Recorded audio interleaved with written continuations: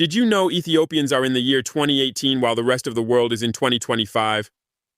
Yes, and that is not a mistake. Ethiopia follows its own ancient calendar, one that stands proudly apart from the Western system. The Ethiopian calendar is about 7 to 8 years behind the Gregorian calendar used worldwide. Why? Because it is rooted in a different calculation of the birth of Jesus Christ.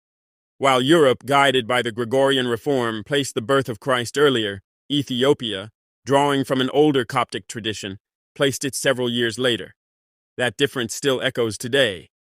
But the uniqueness doesn't stop there. Ethiopia counts 13 months, not 12.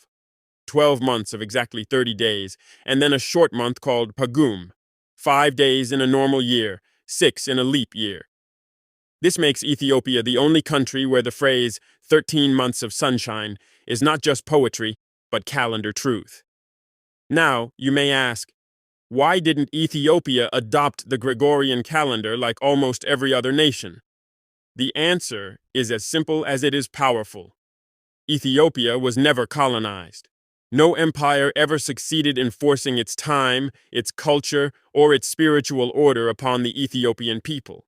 Even when Mussolini's Italy invaded briefly in the 1930s, the Ethiopian calendar endured, unshaken.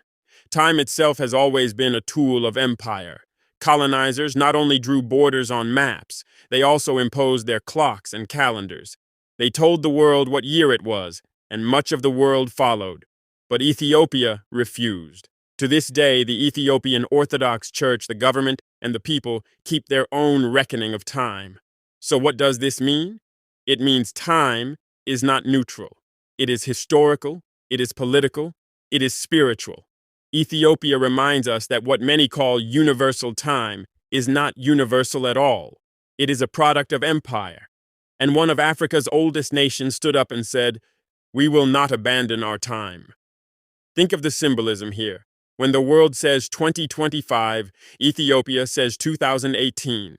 Is Ethiopia behind, or is it simply walking its own path free from the shadows of colonial dictates?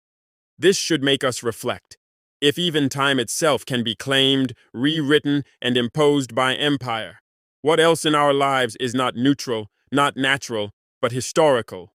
How many of the things we take as universal truths are really the choices of those who once ruled the world?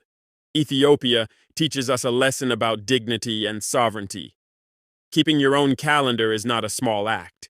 It is a declaration of independence, of identity, of continuity with ancestors who measured life differently. This is the Africa where even time is decolonized. Now the question is, should Africa adopt the Ethiopian